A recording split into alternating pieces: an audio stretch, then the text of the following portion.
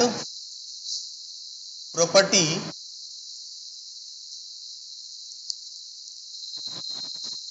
of a body due to which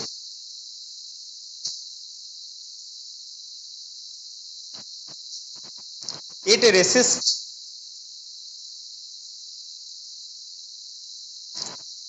a change in its state of rest or of uniform motion. Uniform motion. अब ये क्या कह रहा है समझो। ये कहता है कि इनर्शिया ऐसी प्रॉपर्टी होती है किसी भी बॉडी की जो उसे रेसिस्ट करती है कि तुम अपने स्टेट को मत बदलो, मतलब पुराने स्टेट में बनाए रखने के लिए उसे नहीं सपोर्ट करती है या पुराने स्टेट में बनाए रखने के लिए रिस्पॉन्सिबल होती है। रेसिस्ट इट चेंज इन मतलब स्टेट को बदलने के लिए से रेसिस्ट करती है, रोकती है कि स्टेट मत बदलो अपना। आई बात समझ में, चाहे वो स्टेट ऑफ रेस्ट हो या स्टेट ऑफ मोशन हो। इसको आप आराम से समझ सकते हैं फैन के एग्जांपल से, ठीक है। मूविंग फैन, जो सीलिंग फैन होता क्या है कि जब फैन ऑफ होता है, नहीं स्विच ऑन नहीं होता है तो फैन रुकी हुई रहती है। अभी रुकी हुई है तो वो इसे कहते हैं इनर्शिया ऑफ रेस्ट। उसकी रुका हुआ चीज है तो उसके पास कौन सी वाली इनर्शिया होगी, इनर्शिया ऑफ रेस्ट होगी, रुकी हुई है। जैसे ही स्विच ऑन करते हैं वो क्या अपने फुल स्पीड में आ जाता है, तुरंत टाइम लगता है, तो धीरे धीरे धीरे धीरे घूमती है, उसके बाद धीरे धीरे उसकी स्पीड चेंज होती है। तो स्टार्टिंग में अपने फुल पिकअप में क्यों नहीं आ जाती, क्यों, क्योंकि उसके पास इनर्शिया ऑफ रेस्ट होता है। इनर्शिया ऑफ रेस्ट कहता है कि भाई तुम्हें नहीं घूमना चाहिए, रुका हुआ तुम था ना, तुम रेस्ट में था तो रेस्ट में रहो। लेकिन बोलता है भाई हमें तो फोर्स लग रहा है, हम क्या करें, इलेक्ट्रिकल फोर्स लग रहा है, एक्सटर्नल फोर्स लग रहा है, हमें तो मूव करवाना पड़ेगा। मन तो मेरा भी था रुके रहने का, लेकिन क्या करें, अब बाहर से अलाउ ही फोर्स ही मिल रहा है तो क्या करें। तो फिर वो धीरे धीरे स्पीड में आ जाती है। लेकिन जैसे ही वो फुल स्पीड में आती है आप स्विच ऑफ कर दो, क्या फैन तुरंत रुक जाता है, नहीं। कारण क्या है कि वो मोशन में आ गई तो उसके पास इनर्शिया ऑफ मोशन आ गया। अब इनर्शिया ऑफ मोशन कहेगा कि नहीं तुम्हें तो अब घूमते रहना है, स्विच ऑफ हो गया। अब फैन बोलेगा हम मेरा तो मन था घूमते रहने का, लेकिन हम क्या करें, फोर्स लगना बंद हो गया है। तो रोक कौन रहा है, तुम्हें रोक रहा है ना, एयर रेसिस्टेंस है, फ्रिक्शन है, नहीं एक्सिल वगैरह में सभी फ्रिक्शन वगैरह हो रहा होगा तो वो उसे रोक रहा होगा, तो भाई रुकना तो पड़ेगा, एक्सटर्नल फोर्स लग रहा है, हम क्या करें। तो ये चीजें होती है, आई बात समझ में। इसी प्रॉपर्टी को हम लोग क्या कहते हैं, इनर्शिया ऑफ रेस्ट। अब देखो एक और इंपॉर्टेंट बात है कि जैसे मान लो अगर तुम्हें कहा जाए कि दो ऑब्जेक्ट है, एक ऑब्जेक्ट ए है जिसका मास मान लो 10 केजी है और एक ऑब्जेक्ट बी है जिसका मास मान लो 5 केजी है, और तुम्हें कहा जाएगा कि इनमें से दोनों में से किस पत्थर को, मान लो कोई स्टोन है, किसे फेंकना तुम पसंद करोगे। सीधी सी बात है 10 को फेंकने में तुम्हें ज्यादा ताकत लगाना पड़ेगा। कारण क्या है, मास ज्यादा है, मास ज्यादा है मतलब, या मान लो इसको धक्का देना है, मूव करवाना है, तो आप पसंद करेंगे किसे मूव करवाएं, क्योंकि ये जल्दी मूव होगा कम फोर्स लगा के। वजह यह है कि इसमें इनर्शिया ज्यादा है, इनर्शिया ज्यादा है मतलब इसमें रेस्ट में बनाए रखने के लिए इस ऑब्जेक्ट को उसकी प्रॉपर्टी ज्यादा है, इसीलिए इसे तोड़ने में थोड़ा ज्यादा ताकत लगाना पड़ेगा, और इसे तोड़ने में, इसके इनर्शिया ऑफ रेस्ट को तोड़ने में कम फोर्स लगाना पड़ेगा। आप इन शॉर्ट ये कह सकते हैं कि जिसका मास ज्यादा होगा उसका इनर्शिया भी ज्यादा होगा। आई बात समझ में, जिसका मास ज्यादा होता है उसका इनर्शिया भी ज्यादा होता है। इसीलिए कहा जाता है कि mass is the measure of inertia. Note करके लिखें इसे, mass is the measure of inertia. Mass जो है इनर्शिया का मेजर है, मतलब ज्यादा मास ज्यादा इनर्शिया। नोट करके लिखिए, मास is the measure of inertia. Mass is the measure of inertia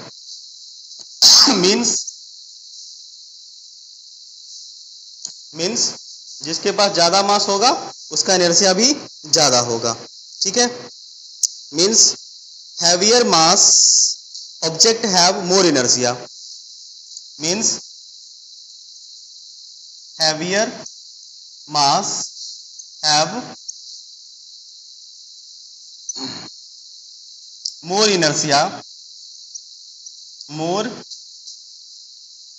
inertia than lighter object, then lighter मतलब हल्का objects, नहीं, लाइटर ऑब्जेक्ट से हैवियर ऑब्जेक्ट का इनर्शिया ज्यादा होगा। क्यों? क्योंकि हैवियर ऑब्जेक्ट का मास ज्यादा होता है, इसलिए उसके पास इनर्शिया भी ज्यादा होगा। ये बात समझ पाए? ठीक है, बोलिए। आगे हम लोग करेंगे इनर्शिया के types of inertia. Types of inertia. अगर तुम इनर्शिया की डेफिनेशन को पढ़ो तो तुम्हें समझ में आए कि 3 तरह की इनर्शिया होंगे। एक होगा हमारा inertia of rest, inertia of rest. दूसरा होगा इनर्शिया ऑफ मोशन, और तीसरा होता है इनर्शिया ऑफ डायरेक्शन। 3 तरह की इनर्शिया आपको देखने को मिलेंगे।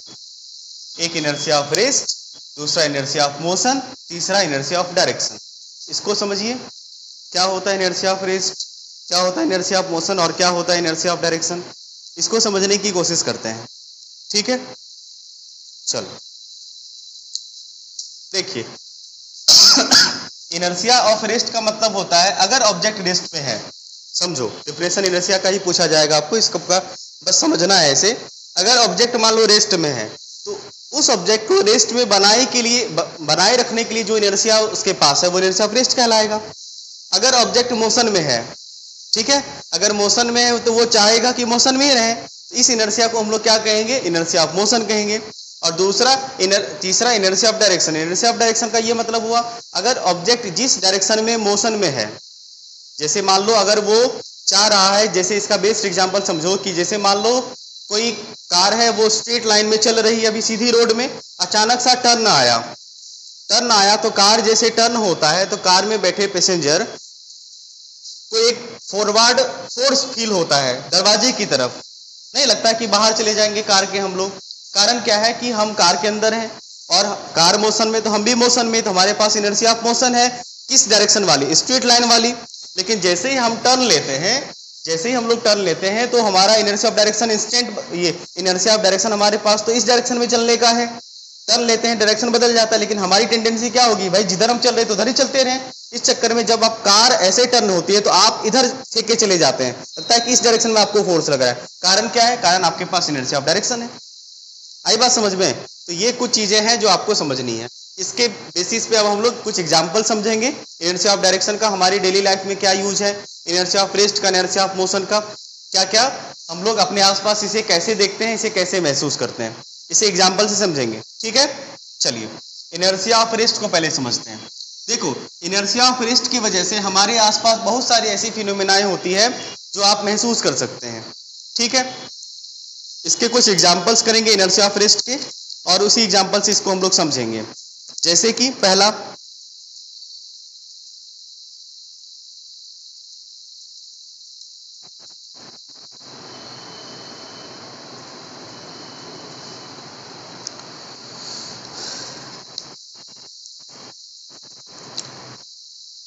एग्जाम्पल में पहला लिखोगे, व्हेन अ कार और बस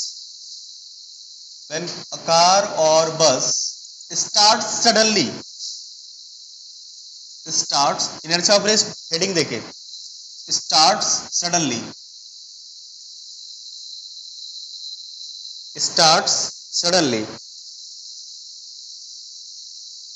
कोमा the passenger, उसमें बैठा आदमी, the passengers fall backward।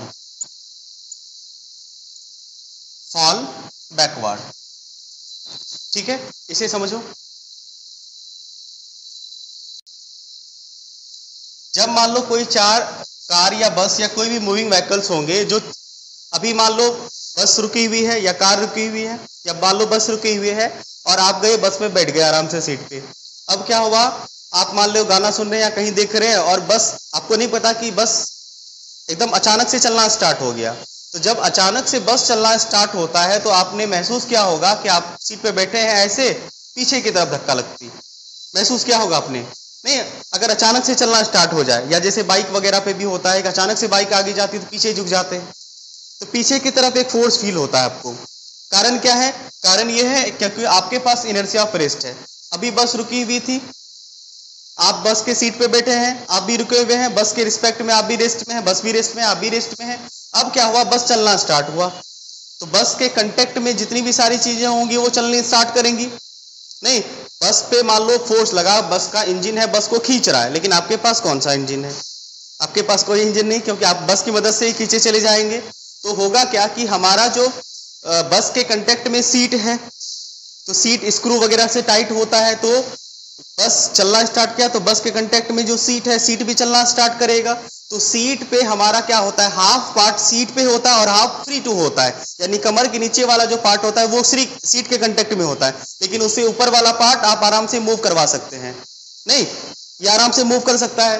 तो होता यही है कि जब बस चलना स्टार्ट करती है तो बस के कांटेक्ट में सीट है, सीट भी चलना स्टार्ट किया, सीट के कांटेक्ट में हमारा जो कमर के नीचे वाला पार्ट या जो भी पार्ट कांटेक्ट में होता है कंप्लीट सीट के, वो भी चलना स्टार्ट करेगा, लेकिन उससे ऊपर वाला जो पार्ट है वो फ्री टू मूव है, वो तो बस के कांटेक्ट में नहीं है। हाँ, आपने गौर ये किया होगा कि अगर मान लो सीट पे आप ऐसे करके बैठे हैं तो थोड़ा जर्क फील कम होगा तुम्हें बैकवर्ड, लेकिन अगर आप ऐसे बैठे हैं तो ज्यादा झटका महसूस होगा पीछे की तरफ आपको। कारण ये है कि ये वाला कांटेक्ट तो बस में है नहीं, बस के कांटेक्ट में ये वाला पार्ट तो हमारा है नहीं, ये वाला पार्ट, आगे वाला पार्ट, ये वाला पार्ट नहीं है, तो ये तो इनर्शिया ऑफ रेस्ट में है अभी चुपचाप। तो ये क्या चाहेगा, इनर्शिया ऑफ रेस्ट में बने रखने के लिए, लेकिन बस बोलेगा ले चलो, बस मोशन में है तो बस मोशन में आ गया, लेकिन आप इनर्शिया ऑफ रेस्ट की वजह से रेस्ट में हैं। तो आप चाहेंगे ना कि हम इनर्शिया ऑफ रेस्ट में रहें, तो भाई आप ये सोचो कि सीट यहाँ पे है, नहीं आप यहाँ पे हैं, ठीक है, मान लो सीट यहाँ पे है, आप यहाँ पे है, तो होता क्या है कि बस आगे चली, बस आप आगे चली और आप चाहेंगे कि हम अपने सीट के पास बने रहे।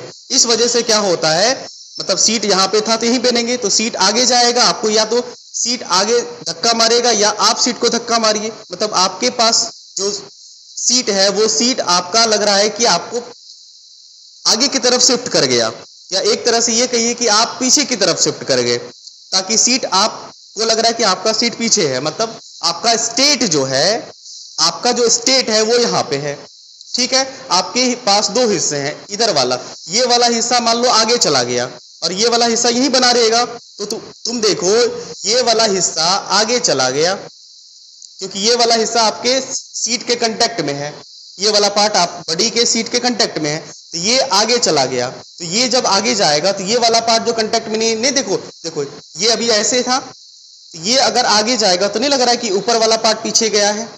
देखो ये वाला पार्ट अगर आगे गया है, ऊपर वाला पार्ट ऑटोमेटिक पीछे चला गया, तो पीछे की तरफ हमें बैकवर्ड फोर्स फील होता है due to inertia of rest. Clear है? अगला एग्जांपल लिखो, ये समझ पाए इसका आंसर, ये क्वेश्चन बन के आता है, आपको बस ऐसे ही लिखना है इसको कि इनर्शिया ऑफ रेस्ट की वजह से हम लोग पीछे की तरफ हमें बैकवर्ड फोर्स फील होता है।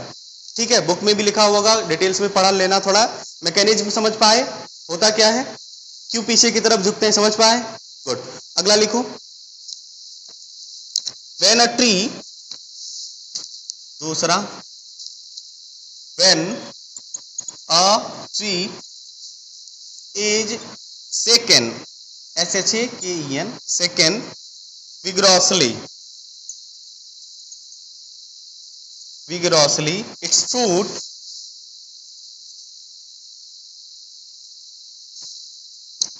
fruits and leaves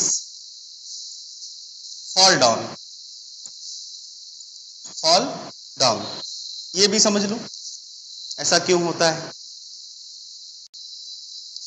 कह रहा है कि मान लो जैसे आप गए और मान लीजिए आपके मतलब आंगन में सेब का पेड़ है, नहीं सेब का पेड़ मान लो, या कोई भी फल वगैरह का पेड़, अमरूद का पेड़ मान लो, लीची का पेड़, आम का पेड़, मतलब ऐसा पेड़ है कि आप उसे आराम से जोर जोर से हिला सकते हैं। कौन सा? अनार का पेड़। चलो मान लो जोर जोर से आप उसे हिला सकते हैं। तो पेड़ को पकड़े और पेड़ में मान लीजिए फ्रूट्स वगैरह पका हुआ है, तो एकदम से जोर जोर से पेड़ को हिला दिए। उस चक्कर में क्या होता है कि जो पके फ्रूट्स होते हैं या कच्चे भी फ्रूट्स कभी कभी गिर जाते हैं, वो गिर जाती हैं, जो उनकी पत्तियां होती है वो गिर जाती है। कारण क्या है? Inertia of rest. कैसे ऐसा होता है ये समझो। जैसे मान लो ये तुम्हारा ठीक है पेड़ है और इस पेड़ में लगा हुआ है मान लो ये खूबसूरत सा आम, ठीक है, ठीक, ये मान लो आम लगा हुआ है मैंगो, ठीक। अब क्या हुआ, आपने पेड़ को सेक किया, पेड़ को आपने सेक किया तो पेड़ के कांटेक्ट में जितनी भी चीजें थी वो सब शिफ्ट करने लगेंगी, हिलने लगेंगी जोर जोर से। तो आम का ये डंठल है ये भी हिलने लगेगा क्योंकि ये पेड़ के कांटेक्ट में है, लीव्स के मतलब मान लो स्टीम के कांटेक्ट में है जिसके भी। तो आम बेचारा लटका हुआ है, तो आम बोलेगा भाई हम तो लटके हुए थे चुपचाप, हम वैसे ही रहेंगे। ये बोलेगा भाई हम तो हिल रहे हैं, अगर तुम्हें हिलना है तो हो, नहीं तो हमसे अलग जुदा हो जाओ। वही चक्कर होगा कि ये इसका साथ छोड़ देगा। कारण क्या है? कारण ये है कि ये इसके पास मोशन आ गया और ये बेचारा इनर्शिया ऑफ रेस्ट है, बात बन नहीं पाई, टूट गया। नहीं, जैसे मान लो ये ऐसे हो रहा है और इसके पास इनर्शिया ऑफ रेस्ट है, तो क्या होता है कि इनर्शिया ऑफ रेस्ट में बनाए रखने के लिए चक्कर में क्या होता है, स्टीम थोड़ा बहुत शिफ्ट होता है और कमजोर वमजोर रहा तो टूट गया। नहीं, ये चीजें होती है जब आप जोर से पेड़ वगैरह को हिलाते हैं तो उसकी पत्तियां जो कमजोर होती है या पके हुए फ्रूट्स होते हैं उसके डंठल कमजोर होते हैं, थोड़ा सा भी सेक करोगे वो गिर जाएगा। क्योंकि आम लटका हुआ है हवा में तो वो इनर्शिया ऑफ रेस्ट है, डंठल थोड़ा सा भी हिला, ये इनर्शिया ऑफ रेस्ट में बने रहना चाहेगा, डंठल तो मोशन में आ गया तो ये डंठल टूट के निकल जाता है, आम गिर जाता है या जो भी चीजें होती। नहीं समझ पाए? एक और एग्जाम्पल समझो, मिटाएं इसे। एक और देखो, होता है क्या कि जो कारपेट वगैरह होते हैं या गद्दे वगैरह होते हैं, आपने देखा होगा कि गर्मी के दिनों में गद्दे वगैरह धूप में दे देते हैं और उसे मान लो झाड़ना हो झाड़ते हैं या उसे मान लो लाठी उठी से डंगाते हैं छत पे, क्या किया होगा ताकि उसमें जो प्रेजेंट डस्ट वगैरह होता है वो निकल आए। और आपने देखा भी होगा कि जब जोर का जैसे कारपेट मान लो टंगा हुआ है या मान लो गद्दा वगैरह टंगा हुआ है और जोर से लाठी लेके मारते हैं, डंडा लेके मारते हैं, उस चक्कर में क्या होता है आपने देखा होगा ढेर सारा डस्ट नीचे गिर जाता है due to inertia of rest. कारण क्या है पहले लिख लो फिर समझाते हैं। लिखो when a hanging carpet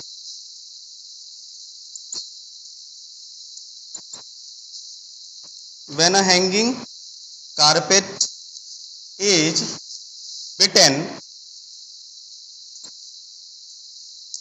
with a stick the dust particle start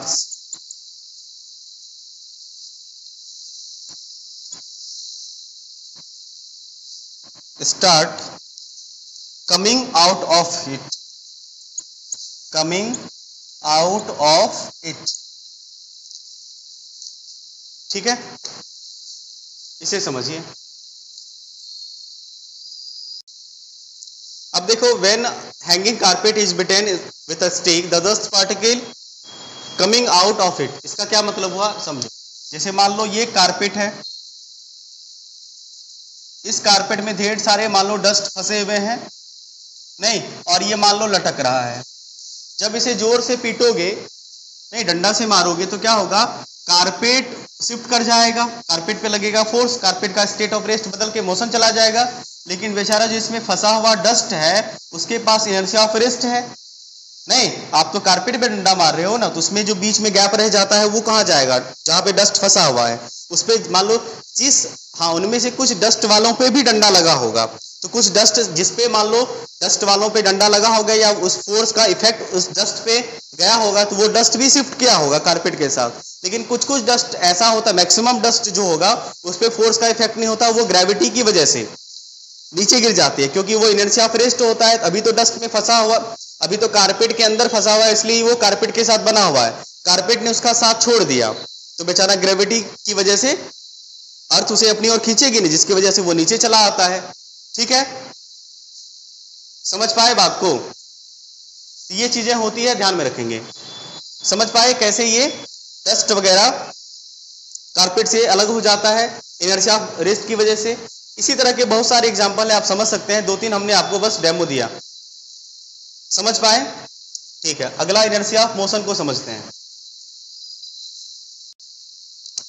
दूसरा वाला inertia of motion, inertia of motion. इसके कुछ एग्जांपल्स देखिए ताकि आपको ये क्लियर हो जाए। पहले एक एग्जांपल लिखो फिर समझाते हैं। इनर्शिया ऑफ मोशन का मतलब क्या हुआ? इनर्शिया ऑफ मोशन का मतलब हुआ अगर कोई ऑब्जेक्ट यूनिफॉर्म मोशन में है तो वो चाहेगी कि हम यूनिफॉर्म मोशन में ही बने रहें, और इसी इनर्शिया को हम लोग इनर्शिया ऑफ मोशन कहते हैं। ये टेंडेंसी जो होती है उसमें ऑब्जेक्ट की वो वाली टेंडेंसी जो उसे मोशन में बनाए रखने के लिए रिस्पॉन्सिबल होती है, उसे हम लोग इनर्शिया ऑफ मोशन कहेंगे। एग्जाम्पल लिखिए, व्हेन अ रनिंग बस और car stops suddenly, the passenger are jerked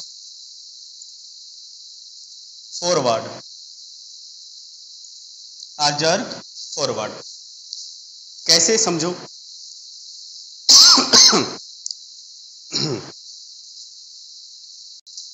देखिए सर, होता क्या है कि मान लो कार चल रही है, कार या बस चल रही है, बस में बैठा पैसेंजर भी अब चल रहा है, ठीक है, लेकिन अचानक बस ने ब्रेक लगाई।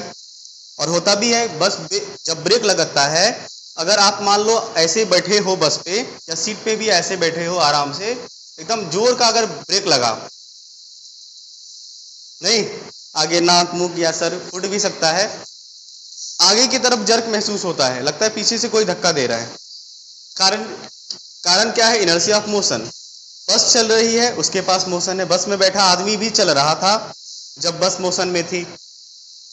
अब क्या हुआ? बस रुक गई, लेकिन आपके पास तो इनर्शिया ऑफ मोशन है। आप क्या चाहेंगे? चलते रहना के लिए आप चाहेंगे ना कि हम चलते ही रहें, क्योंकि आपके पास इनर्शिया ऑफ मोशन है। उस चक्कर में क्या होता है कि आप इमोशनल होके आगे की तरफ चलना शुरू कर देते हैं। उस चक्कर में आगे की तरफ आपको जर्क महसूस होता है फॉरवर्ड।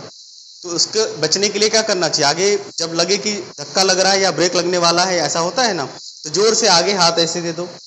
नहीं, एक रिपल्सिव फोर्स आप लगाओगे तो हो सकता है कान कपार सर दांत मुंह आपका बच जाए। ये तो जोर का झटका अगर लगा, बस चले जाएंगे। समझ पाए बात को?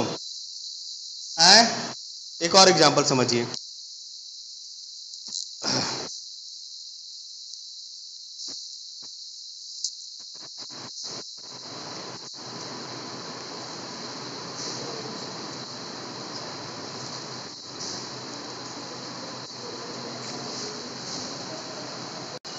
देखो, ऐसे कहा जाता है कि चलती हुई बस से कूदना नहीं चाहिए, किसी भी मूविंग चीजों से ऐसे भी कूदना खतरनाक होता है। नहीं, ऐसा क्यों? और अगर मान लो आपको चलती हुई बस से कूदने का मन करे तो आपके पास क्या ऑप्शन है, वो तरीका हम सिखाएंगे। वैसे यूज नहीं करना है, ठीक है, लेकिन फिर भी हम आपको बता देंगे कि थोड़ा बहुत बचने का चांस होगा। एक तरीका बताते हैं, पहले लिख लो। It is dangerous to jump, it is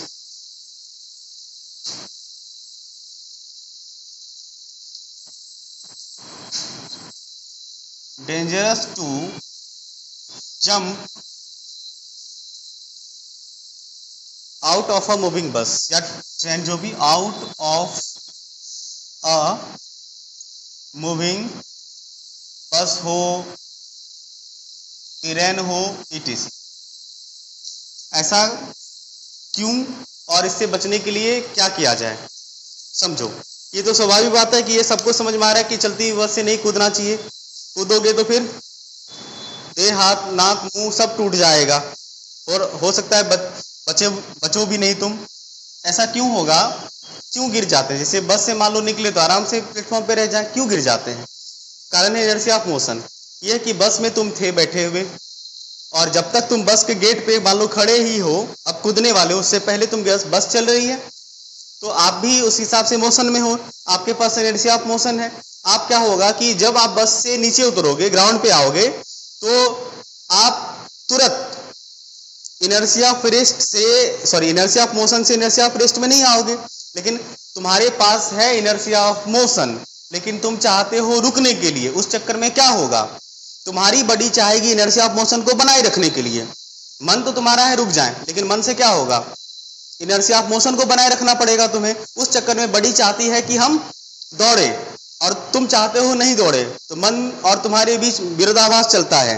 उस चक्कर में क्या होगा, आगे की तरफ झुक जाओगे, आगे की तरफ गिर जाओगे, और देखोगे कि अगर आप बस से नीचे उतरे हैं, चलती हुई बस से, या कोई भी आदमी अगर जंप किया है, तो बस के डायरेक्शन में वो गिरता है। ऐसा नहीं कि उतरा और पीछे गिरा या इधर गिरा, ऐसे गिरेगा आगे की तरफ। क्यों? क्योंकि इनर्शिया ऑफ डायरेक्शन, इस डायरेक्शन में जा रहा था, इस डायरेक्शन में ही जाना चाहेगा, इसीलिए। ठीक है, तो इससे बचने के लिए क्या करें? नहीं, इससे कैसे बचें? मान लो अगर नहीं कूदने का मन किया तो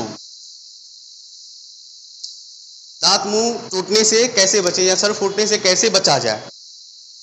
तो देखो, फास्ट मूविंग बस से तुम्हें ये पता होना चाहिए कि तुम कितना ज्यादा तेजी चल सकते हो, मतलब दौड़ सकते हो किस स्पीड से, उसी हिसाब से चलती हुई बस से कूदना चाहिए। या मान लो बहुत ज्यादा जो स्पीड से बस या ट्रेन चल रही है, उस काफी ज्यादा स्पीड से कभी कूदने की कोशिश मत करना, क्योंकि मान लो बस की स्पीड है मान लो 40 किलोमीटर पर आवर। क्या तुम 40 किलोमीटर पर आवर दौड़ सकते हो? नहीं दौड़ सकते हो। अगर दौड़ सकते हो तो कूद सकते हो, ठीक है? नहीं दौड़ सकते हो, ज्यादा तुम्हारी स्पीड 10 किलोमीटर पर आवर होगी, है ना, 10 किलोमीटर पर आवर हो जाएगी दौड़ने की। मान लो हो सकती है 15-20 किलोमीटर पर आवर भी हो सकती है। तो आप 10 किलोमीटर पर आवर को अगर महसूस करो तो वो थोड़ा स्लो होता है। या मान लो 5 किलोमीटर पर आवर थोड़ा स्लो है।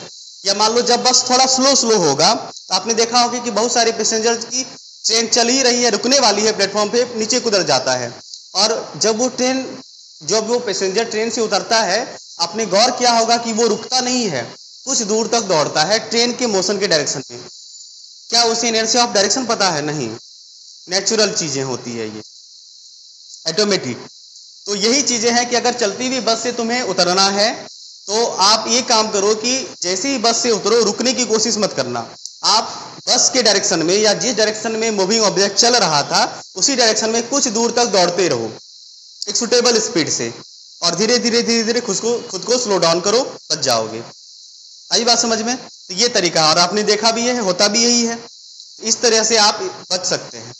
क्लियर? चलो एक और इनर्शिया ऑफ डायरेक्शन भी बता ही देते हैं, फिर ये वाला टॉपिक कंप्लीट होगा। हम लोग अगला मोमेंटम करेंगे। फिर इनर्शिया ऑफ डायरेक्शन समझ पाए? ठीक है, लगाइए अगला heading, inertia of direction. Inertia of direction क्या होता है कि ऑब्जेक्ट जिस डायरेक्शन में चल रही है, वो चाहती है कि हम उसी डायरेक्शन में चलते रहें, और इस टेंडेंसी को हम लोग कहते हैं इनर्शिया ऑफ डायरेक्शन। ठीक है? तीसरा, inertia of direction. Inertia of direction, इसका एग्जांपल वही टर्निंग वाला। नहीं, कार जब एक टर्न लेती है, शार्प टर्न लेती है, उस चक्कर में क्या होता है, लिख लो, व्हेन अ कार और बस, व्हेन अ कार और बस turns a corner, U turn या टर्न्स अ कॉर्नर शार्पली, नहीं एकदम खटाक सा सुई यू टर्न्स ले लेता है sharply, we tend to fall sideways, sideways.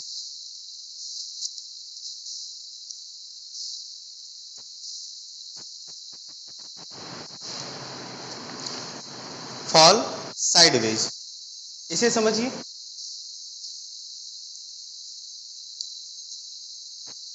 जैसे मान लो तुम ऐसे जा रहे हो, ये मान लो रोड है, और इसमें मान लो कार कहीं है ना, सुंदर सा प्यारा सा नन्हा सा एक कार है, कार में तुम मान लो बैठे हुए हो। अब अचानक सा क्या हुआ कि एकदम टर्न आ गया, ठीक है। तो जैसे ही तुम टर्न लेते हो, यहाँ पे मान लो कार आ गई, इसमें तुम बैठे हुए हो, है ना। अब तुम्हारे पास इनर्शिया ऑफ डायरेक्शन है इधर जाने का, तो तुम चाहोगे कि इधर जाने के लिए, नहीं, कार तो इधर घूम गई और तुम्हारी टेंडेंसी होगी इधर जाने की, तो इस डायरेक्शन में तुम्हें एक फोर्स लगता है, लेकिन दरवाजा रहता है, तुम्हारी जान बच जाती है, नहीं तो बाहर फेंके चले जाओगे।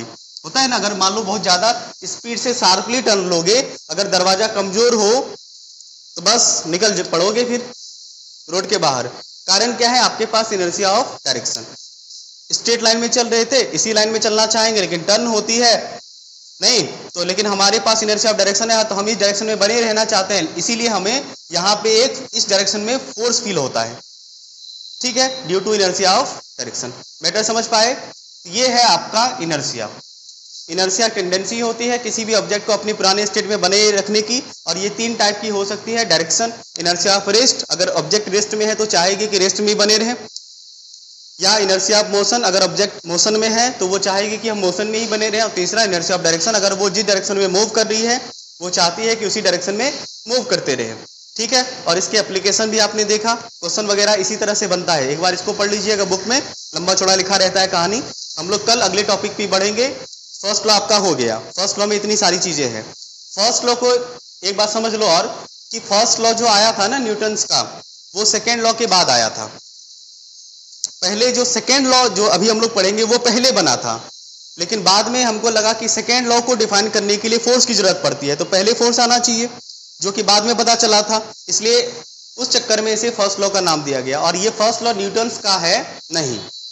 इनर्शिया के बारे में सबसे पहले जो जानकारी इकट्ठा करी थी वो गैलीलियो साहब ने करी थी, ठीक है, इसीलिए इसको गैलीलियो लॉ ऑफ इनर्शिया भी कहा जाता है। न्यूटन्स का first law Galileo law of inertia के नाम से भी जाना जाता है, क्योंकि इनर्शिया के बारे में सबसे पहले जानकारी हमें गैलीलियो साहब ने दी। और गैलीलियो साहब के एक्सपेरिमेंट्स ने यह बताया कि किसी भी ऑब्जेक्ट को अगर चलाना है या रुकी हुई ऑब्जेक्ट को चलानी है तो फोर्स लगानी पड़ेगी।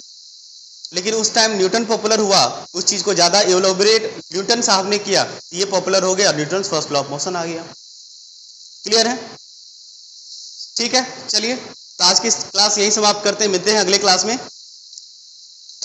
कल छुट्टी रहेगी, या अगर कोई ऐसा कुछ मैसेज रहा तो आपको मैसेज मिल जाएगा। तब तक रिवीजन करते रहिए, नेक्स्ट प्लानिंग हम लोग बात करते हैं।